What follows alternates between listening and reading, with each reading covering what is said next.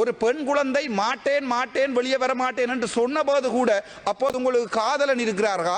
உங்களுக்கு முகத்தை காட்ட வெக்கமில்லைன்னா நீங்க ஐஸ்வர்யா ராயா என்று கேட்டு அந்த வீட்டுக்குள் அவருடைய அறைக்குள் பூந்து வீடியோ எடுத்து அதை யூடியூப்ல டிக்டாக் போட்டுக்கிறார் இந்த நபர். ஏன் கூப்பிட்டேன் அம்மா? 18 வயசாச்சு, இப்ப இன்னும் பால்குடி மறக்கலையா? அதில் மங்களை கட்டவணும் சொல்லி இருக்கு. எனக்கு தமிழ் தெரிய இது தமிழ் தானே. உங்களோட மாலை கூப்பிடுங்க. தமிழ் புள்ள புள்ளிய வர சொல்லு. மாலை கூப்பிடுங்க. புண்ணி எடுக்க மாட்டேனப்பா, நான் சொல்லுறேன் தம்பி. அவ தன்னை வீடியோங்களோட காட்ட வேண்டாமன்றா. அப்போ ஓடிக்கல காட்டுவோம் உங்களை. வா வாங்க தம்பி, வாங்க இங்கதான் வாங்க. ஏன் பிள்ளைய லவ் பண்றீங்களா? யாரு அந்த பழக்கம் தாய்க்கு பின்னாலே தெரியும். அப்ப வரையில இப்ப பின்னால நாங்க போய் தங்கச்சியை வர சொல்லுங்கம்மா. வீடியோல காட்டு இல்லடா. அப்ப வாங்க நீங்க ஒவ்வொரு அங்க அந்த கூப்பிட்டு அக்கா வர சொல்லுங்க. இருக்கா வர சொன்ன அக்காவை. அக்கா உங்களுக்கு தெரியும் தான் நாங்க வீடியோ சேர்ந்தாங்க வந்து. அப்ப இவன் அப்ப பிள்ளை வந்து இப்படி நடிச்சிட்டு இருந்தா நான் கோபம் வந்துருமாக்கா. உங்களுக்கு தெரியும் தானே எத்தனை பிள்ளைகளோட நாங்கள் எவ்வளவு நாங்க என்ன என்னது கேட்கிறோம் வந்து. உங்களுக்கு கஷ்டம் வேண்டாமா? நீங்க கதைக்கிறத விட பிள்ளைகள் கதைக்கிறதா உங்களுக்கு கூட ஹெல்ப் வந்து கொண்டு வரும். நம்ம இல்லங்கத்துக்கு என்ன இப்ப ஐஸ்வர்யா ராஜாவா காட்டி தான் எங்களோட வீடியோ ஓட பண்ணணுமா? நான் வந்து அதை விட அம்மாட கஷ்டத்தை புரிஞ்சு கொள்ளாத பிள்ளைன்னா பிறகு என்னதுக்குடாப்பா? இப்படி பிள்ளை பின்னால நிக்கிறேன்டா பிறகு என்ன உங்களுக்கு கஷ்டம்? உங்களுக்கு ஏதோ ஒரு வசதி இருக்குத்தானே, இல்லாட்டி நீங்க இப்படி இருக்கேனுமா? நானண்டா இப்படி அது வந்துடுமா? இப்ப எங்கட ஹெல்ப் பண்ண வந்தா என்பிபியினுடைய பிரச்சார பீரங்கி அது ஒரு கேவலமான விடயம். அதை உங்களுக்கு நான் சொல்லுகிறேன். இரண்டாவது தான் DK கார்த்திக், நீர் உம்முடைய விளையாட்டுகளை கொண்டே ஜாழ்ப்பாணத்தில் வைத்துக் கொள்ளும் என்று இந்த கரடி என்னுடைய ஜாழ்ப்பாண பிரதேசத்துக்கு ஒரு பாராளுமன்ற உறுப்பினராக வர தகுதி இல்லாத ஒரு விலங்கு. ஒரு தமிழை கூட ஒழுங்காக கதைக்க தெரியாத ஒருவரைக்கு ஜாழ்ப்பாணத்துக்கு ஒரு அமைச்சராக DCG மீட்டிங் தலைவராக விட்டிருக்கிறார் என்பதுதான் கேவலம். உங்களுக்கே தெரியும், பெண்களுக்கும் சிறுவர்களுக்குமான ஆன்லைன் சேஃப்டி என்பது இலங்கையிலே இல்லை. சாதாரணமாக ஒரு போலீஸ் நிலையத்திலே ஒரு பெண்ணோ ஒரு சிறுவரோ போய் முறையிடும் நிலை வடக்கு கிழக்கிலே மிகவும் கேவலமானதாக இருக்கிறது. உங்களுக்கே தெரியும், இப்போது ஒரு கலாச்சாரம் இருக்கிறது, யூடியூப் கலாச்சாரம். அதிலே மிகவும் பிரபல்யமான இருவர் வடக்கிலே இருக்கிறார்கள். ஒருவர் தான் SK கிருஷ்ணா.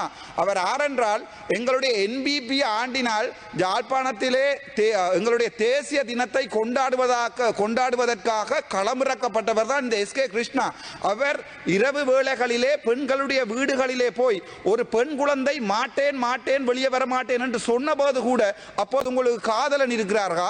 உங்களுக்கு முகத்தை காட்ட வெக்கமில்லைன்னா நீங்க ஐஸ்வர்யா ராயா என்று கேட்டு அந்த வீட்டுக்குள் அவருடைய அறைக்குள் பூந்து வீடியோ எடுத்து அதை யூடியூப்ல டிக்டாக் போட்டுக்கிறார் இந்த நபர்.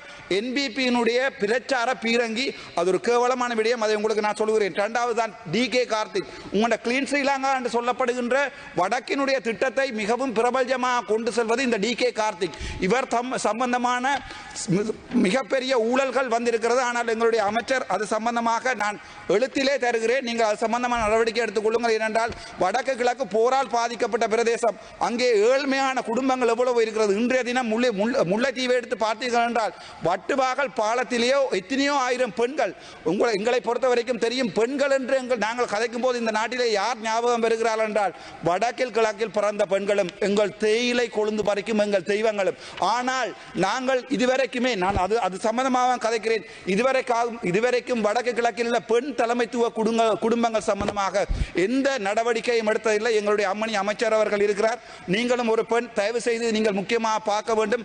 அந்த SK கிருஷ்ணா DK கார்த்திக் சம்பந்தமான முழு முறைப்பாடுகளை உங்களுக்கு நான் எழுத்தில் தருகிறேன். தயவு செய்து அது முக்கியமானது. ஏனென்றால் எத்தனையோ பெண்கள் வாழ்வாதாரம் இல்லாமல் நேரும் போது இவர்கள் வீடுகளில் போய் அவர்களுடைய வீடியோவை எடுத்து யூடியூபில் போட்டு புலம்பெயர் நாட்டு மக்களிடம் காசுகளை வேண்டி இவர்கள் வீடு கட்டிக் கொள்கிறார்கள். அங்கே அவர்கள் எக்ஸ்ப்ளாய்ட் பண்ணப்பட்டு வருகிறார்கள். அது சம்பந்தமான முறைப்பாடுகளை தங்களிடம் எழுத்தில் தருகிறேன். சரி, நேரடியாக பார்ப்போம். தங்களுடைய அமைச்சு சம்பந்தமாக ஒரு சில குறைகளை உங்களை சுட்டுக்காட்ட விரும்புகிறேன். உங்களுடைய மினிஸ்ட்ரிக்கு ஒதுக்கப்பட்டிருக்கிறது மொத்தமாக 14,526 மில்லியன் அல்லது 14 பில்லியன். ஆனால் வளமையாக 2023ஆம் ஆண்டு பெண்கள் சிறுவர்களுக்கான மினிஸ்ட்ரிக்கு 42 பில்லியன். இந்த முறை உங்களுக்கு 14 பில்லியன் தான் தரப்பட்டிருக்கிறது. ஆனால் 2023ஆம் ஆண்டு 42 பில்லியன் வழங்கப்பட்டிருக்கிறது. ஆகவே உங்களுக்கு ஒதுக்கப்பட்ட நிதி போதாது.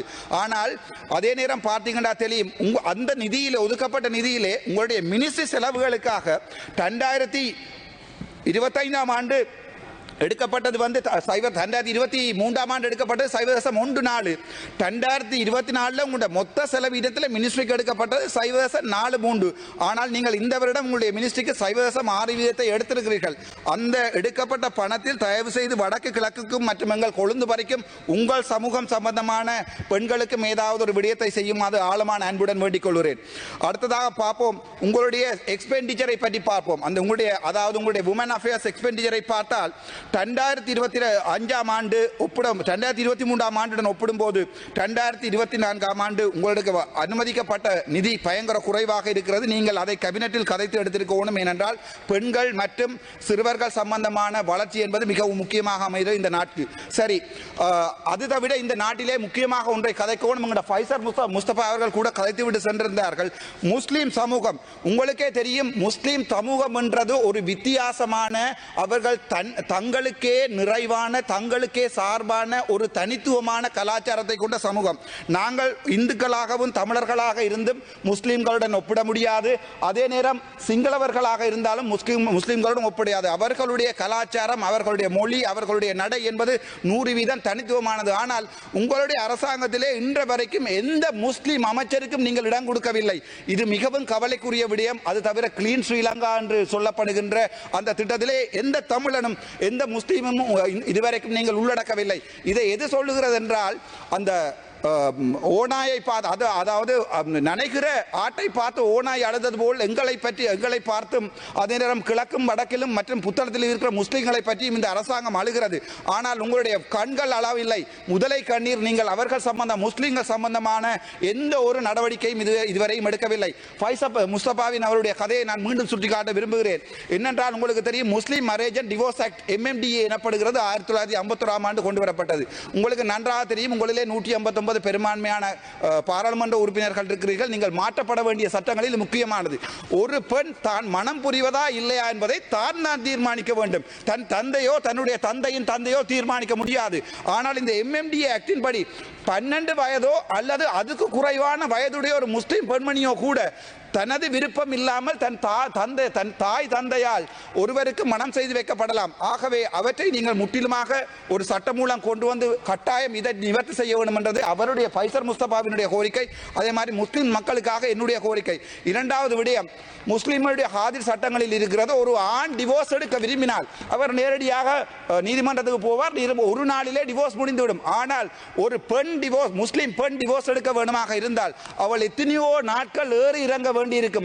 அவருடைய கலாச்சாரம். ஆகவே இந்த ரெண்டு ஆண்களுக்கும் பெண்களுக்குமான இந்த சமத்துவம் பேணப்பட வேண்டுமாக இருந்தால் இந்த நாட்டிலே முஸ்லிம் பெண்களுக்கான நியாயமான இந்த சட்ட மாற்றங்கள் செய்யப்பட வேண்டும். அது தொடர்பாக உங்களுடைய கவனத்தை செலுத்தவும். அதைவிட பார்த்தால் எங்களுடைய நாட்டிலே 40% பெண்கள் தன்னுடைய கல்யாணம், அதாவது தன்னுடைய வாழ்க்கை துணையால் வயலன்ஸுக்கு உட்படுகிறார்கள் என்கிறது. මහිතන්නේ ඇතරම ඔබතුමා මුස්ලිම් විවාහ නීතිය පිළිබඳව හරියට දැනුවත්ව ඒ පිළිබඳ කරුණු කාරණා කියන්න. මහිතන්නේ ඔබතුමා දැනුවත් නම් කාදි උසාවි පිළිබඳවත් කතා කරන්නයි කියලා ඉල්ලීමක් කරනවා. විශේෂයෙන් නොදැනුවත් දේ පිළිබඳව කතා කරනට වඩා Taman දන්නා දේ පිළිබඳව කතා කිරීම උචිතයි කියලා විශ්වාස කරනවා. ඔබතුමා මම ඒක දැනුවත් කරන්නම්. ඒක මම කියුවේ UNDP රිපෝට් එකක්. ඔබතුමාලාට ඒක ගැන අයිඩියා එකක් නැත්නම් ගිහිලා UNDP රිපෝට් එකක් 2024ක් UNDP රිපෝට් එකක් බලන්න. ඒගොල්ලෝ කියලා තියෙනවා human rights violation කියලා less than 12 year old woman කෙනෙක් ඔයා බදලා දෙනවා කියන්නේ. ඒක මගේ වෙලාව දෙන්න එපා. හරිද? ඒක UNDP රිපෝට් එකක්. ඔබතුමා ඒක මම ඔබතුමාට දෙන්නම්. මගේ වෙලාව දෙන්න එපා. මගේ වෙලාව නාස්ති කරන්න එපා. හරිද? එතකොට ඕගොල්ලෝට මොලේ නැත්නම් මට කිසි කරන්න දෙයක් නැහැ. එතකොට අපේ அதே நேரம் எங்களுடைய நாட்டிலே 27.9% பெண்கள் சைக்காலஜிக்கல் அபியூஸ் எனப்படுகின்ற அபியூஸினால் பாதிக்கப்படுகிறார்கள். அதைவிட இந்த பெண்களுடைய அபியூஸ் எனப்படுவது வடக்கு கிழக்கிலும் அதே நேரம் மலையகத்தில் தான் அதிகமாக இருக்கிறது. முக்கியமாக எங்களுடைய சமுதாயம், எங்களுடைய அமைச்சர் ஒரு தடவை சொல்லியிருந்தார், வளமையாக எங்களுடைய மலையகம், அவர் மலையகத்தை சார்ந்தவர், எங்களுடைய மீன்பிடி அமைச்சர் சந்திரசேகர், மலையகம் தான் இதுவரைக்கும் போதைக்கு அடிமையான நாடாக இருந்தது. ஆனால் இப்போது யாழ்ப்பாணம் மாறி இருக்கிறது என்று சொல்லியிருக்கிறார். அதைவிட அவர் சொன்ன விடயம் எனக்கு மிகவும் கவலையானது. நீர் உம்முடைய என்னுடைய விளையாட்டுகளை கொண்டே யாழ்ப்பாணத்தில் வைத்துக் கொள்ளும் என்று இந்த கரடி என்னுடைய யாழ்ப்பாண பிரதேசத்துக்கு ஒரு பாராளுமன்ற உறுப்பினராக வர தகுதி இல்லாத ஒரு விலங்கு. ஏனென்றால் இவர் எங்களுடைய யாழ்ப்பாண மக்களால் தேர்ந்தெடுக்கப்படாதவர், இவர் தேசிய பட்டியலிலே வந்தவர். இந்த வகையான விலங்குகள் எங்களுடைய யாழ்ப்பாணத்தின் மரபையும் கலாச்சாரையும் கொச்சைப்படுத்துகின்றன. ஒரு தமிழை கூட ஒழுங்காக கதைக்க தெரியாத ஒருவரைக்கு யாழ்ப்பாணத்துக்கு ஒரு அமைச்சராக டிசிசி மீட்டிங் தலைவராக விட்டிருக்கார் என்பதுதான் கேவலம். அது சம்பந்தமாக வேறு விடயங்கள் இருக்கிற சொல்லுகிறேன். அதை விட உங்களுக்கு தெரியும், பாதிக்கப்பட்ட பெண்களால் இலங்கை சனத்தொகையில் மொத்தம் 4.5% குழந்தைகள் பாடசாலையிலிருந்து நிற்கிறார்கள். ஆகவே நாங்கள் பெண்களுடைய மனநிலைமை மற்றும் அவர்களுடைய டொமஸ்டிக் வயலன்ஸ் சொல்லுவார்கள், அது சம்பந்தமாக சற்று ஆழமாக சிந்திக்க வேண்டும். அதை விட உங்களுக்கே தெரியும், 90% பெண்கள் சொல்லி இருக்கிறார்கள் இலங்கையிலே பப்ளிக் டிரான்ஸ்போர்ட்டேஷன் போகும்போது, அதாவது பொது வாகன பிரவேகங்களில் போகும்போது 90% பெண்கள் தாங்கள் செக்ஷுவல் எக்ஸ்பிளைட்டேஷன் அல்லது பாலியல் ரீதியாக தீண்டப்படுவதாக. இது சம்பந்தமாக அன்னூர் அரசாங்கம் ஏதாவது நடவடிக்கை எடுக்கும் என்று சொல்லுகிறேன். அதை விட உங்களுக்கும் சொல்லுகிறேன், ஆனால் நான் இதை என்னுடைய நேரத்தை வீணாக்க வேண்டாம். Don't take time. Female genital mutilation FGM எனப்படுகின்றது. அதை எங்களுடைய முஸ்லிம் சமூகத்திலே All Ceylon Jamiyyathul Ulama A C J U advocated for legalising female circumcision. அதாவது நன்றி. அதாவது எங்களுடைய நாட்டை எடுத்து பார்த்தால் பெண்களுடைய பாலியல் உறுப்புகளை வெட்டுவதோ அல்லது ஏதாவது ஒரு மியூட்டிலேஷன் செய்வதோ தடை செய்யப்பட்டிருக்கிறது. ஆனால் இந்த ACJU எனப்படுகின்றது அதற்கு சார்பாக இருக்கிறது. ஆகவே அது சம்பந்தமாக பெண்கள் உரிமையை பாதுகாக்குமாறு அன்புடன் கேட்டுக்கொள்கிறேன். அதை விட எங்களுடைய நாட்டிலே போஸ்ட் கான்ஃப்ளிக்ட் டிஸ்பிளேஸ்மென்ட் என்று சொல்லப்படுகிறது. அதாவது எங்களுடைய வடக்கு கிழக்கு மக்கள் முற்றிலுமாக இடம்பெயர்ந்த ஒரு சமூகம். ஆண்கள் போராடி மடிந்திருக்கிறார்கள், அவருடைய குடும்பத்திலே பெண்கள் மட்டும்தான் இருக்கிறார்கள். ஆனால் இந்த முறை நீங்கள் எங்களுடைய நாட்டிற்கு தந்தது, எங்களுடைய வடக்கு கிழக்கு தந்தது 1500 மில்லியன் அவர்களுடைய வீடுகளை திருத்துவதற்கு, பெண்கள் தலைமைத்துவ வீடுகளை திருத்துவதற்கு தந்தது 1500 மில்லியன். ஆகவே ஆனால் நான் பார்த்தேன் 7000 மில்லியன் ராணுவ வீரர்களுடைய வீடுகளை கட்டி கொடுப்பதற்கு 7 பில்லியன் அனுமதித்திருக்கிறார்கள். ஆனால் எங்களுடைய பெண்களுக்காக தந்தது 1500 மில்லியன். ஆகவே அது கிட்டத்தட்ட 15% குறைவானது.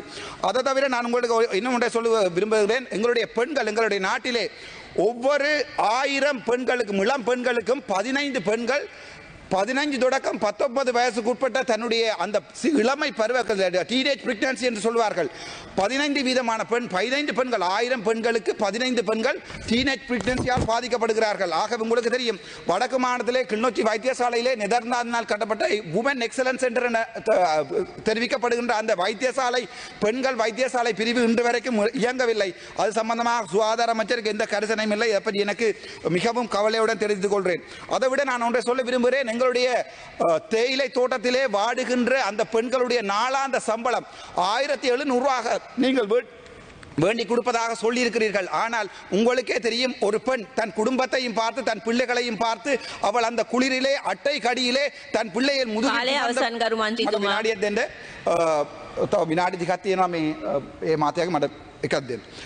உங்களுக்கே தெரியும், எங்களுடைய மலை நாட்டிலே வாழுகின்ற பெண்கள் தங்களுடைய முதுகிலே குழந்தைகளை சுமந்த வண்ணம் அந்த குளிரிலே வாடுகிறார்கள். ஆனால் இப்போது பார்த்திருக்கிறேன், உங்களுடைய ஜனாதிபதி அவர்கள் சொல்லியிருக்கிறார்கள் மலையகத்தில் இருக்கிற சுகாதார கட்டமைப்புகளை தோட்ட அதிகாரிகளிடம் கொடுப்பதாக.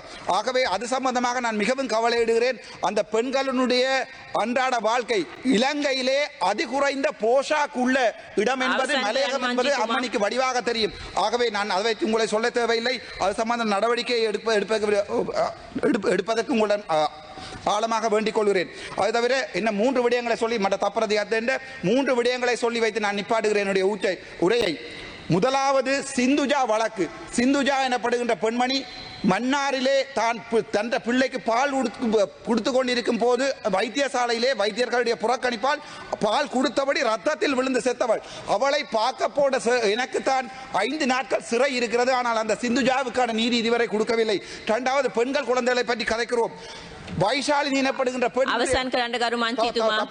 வைஷாலி எனப்படுகின்ற பெண்ணினுடைய கையை இவ்வளவோடு வெட்டி இருக்கிறோம். அவளுக்குரிய மெடிக்கல் நெக்லிஜென்ஸ்க்கு இன்று வரைக்கும் அந்த வழக்குகள் ஈடுபடவும் இல்லை. சம்பந்தப்பட்ட வைத்திய அதிகாரிகள் கண்டுபிடிக்கவில்லை. அதை விட எத்தனையோ சிசு கொலை வழக்குகள் யாழ்ப்பாணத்திலே நடந்திருக்கிறது.